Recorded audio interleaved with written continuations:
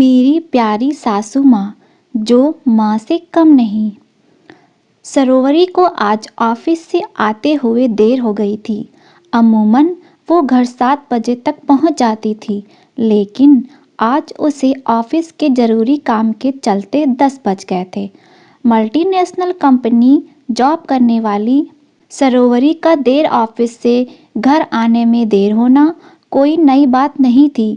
7 बजे की उसकी छुट्टी 8, कभी कभी 8:30 तक पहुंच जाती थी, लेकिन आज ऑफिस से निकलने में ही 10 बज गए थे, यानी कि बहुत ज़्यादा देर हो गई थी।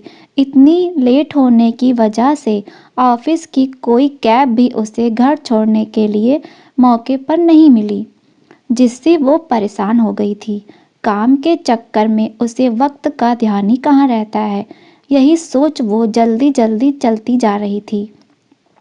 सरोवरी को याद आया कि 3 दिन से मायके गई जेठानी तो 2 दिन बाद वापस आएंगी। ऐसे में घर का सारा काम काज उसको और सासू माँ को ही देखना होता है। आज देर हो जाने की वजह से पापा जी की रात की दवा, मम्मी जी के पैर की मालिश और हमेशा चाची चाचा करने वाले प्यारे मोंटी को रात का खाना, ये सब कैसे होगा। घर पहुंचने में सरोवरी को अभी भी 10:30 होना ही था कि सरोवरी सोच में पड़ गई कि पति नयन भी घर पहुंचने वाले होंगे। आज तो घर की लाडली बहू को पक्का डांट पड़ने वाली है और कल से ऑफिस जाना भी बंद। सरोवरी मन में सोच रही थी। उसे पड़ोस में रहने वाली मिसेस दुबे याद आ गई, जो हमेशा अपनी बहू को अपने कब्जे में रखने की बात करती रहती हैं और सरोवरी की सास को उल्टी सीधी पट्टी भी पढ़ाती रहती हैं। वो तो सरोवरी की प्यारी सासू माँ हैं, जो मिसेस दुबे की सारी बातों को हंसी में उड़ा देती हैं।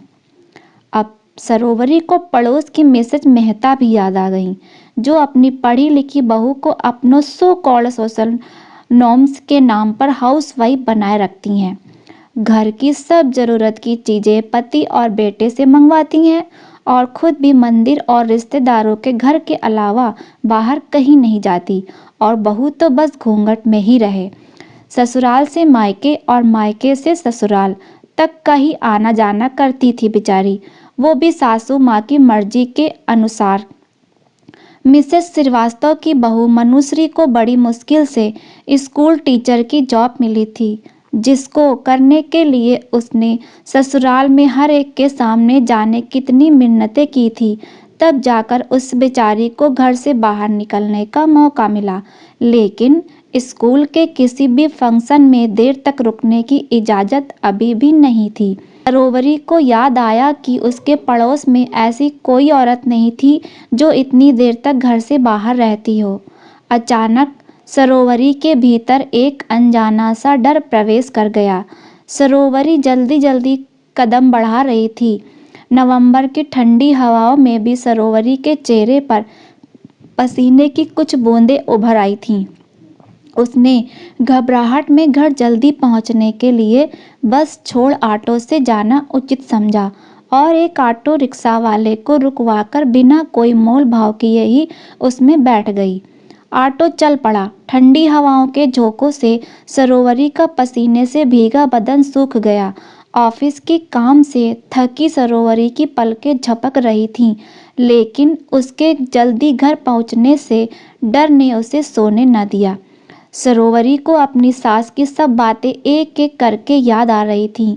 2 साल पहले जब सरोवरी शादी करके ससुराल आई थी, तो उसकी सासू माँ उसे कोई काम अकेला नहीं करने देती थी, चाहे किचन का काम हो या घर की साफ सफाई या कपड़ों की धुलाई। सासू माँ अपनी दोनों बहुओं का हाथ बराबर भी बांटती थीं। सरोवरी सब्जी काटे तो वो सब्जी छौंक दें, सरोवरी आटा गूंधे तो वो रोटी सिकवा लें, सरोवरी या उसकी जेठानी बर्तन धुले तो वो बर्तन सजा दें। दोनों बहुओं को बेटियों की तरह मानती थीं सरोवरी की सासू माँ। सरोवरी कभी घर में बोर हो तो उसे अपने साथ सुपर मार्केट भी ले जाती थी या शॉपिंग के लिए भी ले जाती थीं।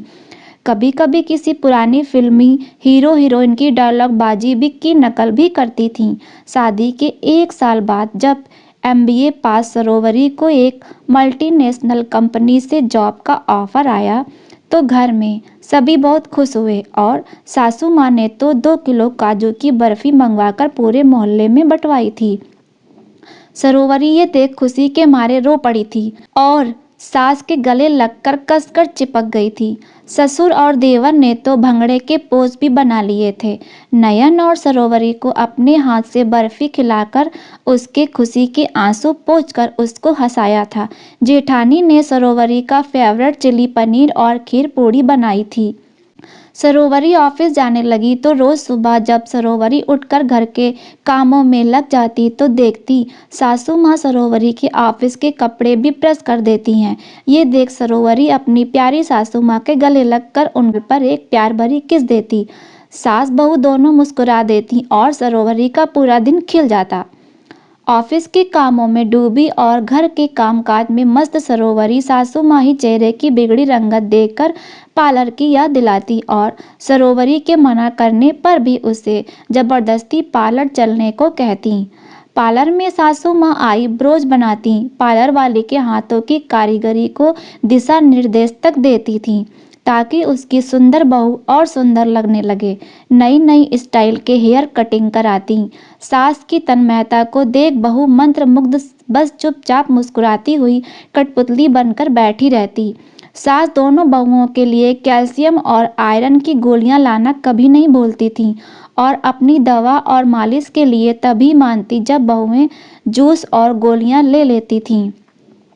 ऑटो में बैठी सरोवरी को सास और ससुराल की सारी बातें याद आ रही थीं तो वो सोच रही थी कि कितना अच्छा ससुराल उसको मिला है, लेकिन आज उसके इतने लेट होने पर सासू माँ का क्या रिएक्शन होगा, यह सब बड़ा सवाल था। ऑटो से उतरकर सरोवरी ने डर से राहत पाने के लिए अपनी माँ को फ़ोन किया और अपने लेट होने की बात बताई। माँ ने सरोवरी को लेट होने पर कोई राहत की बात तो नहीं कही, उल्टा उसको डांट भी लगा दी और आगे से टाइम पर घर आने की नसीहत दे डाली। माँ की डांट ने सरोवरी को तो और डरा दिया था। अब सरोवरी को उसका लेट होना एक बड़ी गलती की तरह लग रहा था। सरोवरी खुद को दोषी मानकर मन ही मन कोसते हुए दबे कदमों से घर के अंदर घुसी। घर का माहौल बिल्कुल शांत। ससुर जी बाहर वाले अपने कमरे में बिस्तर पर आंखें मूंद लेटे हुए थे। किचन में कुकर की सीटी बज रही थी और सासू माँ चटनी का मसाला तैयार कर रही थीं।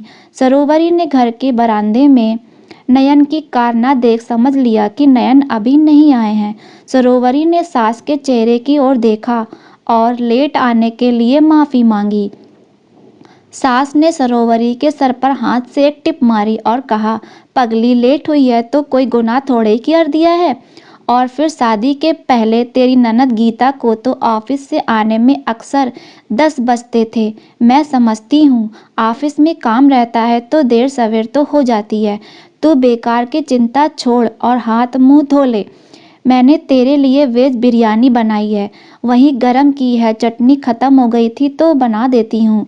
सरोवरी सास की बातें सुन हैरान थी कि जिस बात को सोच वो पूरे रास्ते भर परेशान थी, सास को तो उसमें कोई परेशानी ही नहीं। उसने सुकून की सांस ली। सास ने गैस पर पानी चढ़ाकर पूछा, बहुत थक गई होगी, चाय पिएगी क्या या कॉफ़ी? सरोवरी सास के गले चिपक गई और गाल पर प्यार भरी किस देकर बोली, मेरी प्यारी सासू माँ, आप सबसे अच्छी हो। अगर आपको हमारी स्टोरी पसंद आई हो तो प्लीज़ लाइक शेयर सब्सक्राइब ज़रूर करें।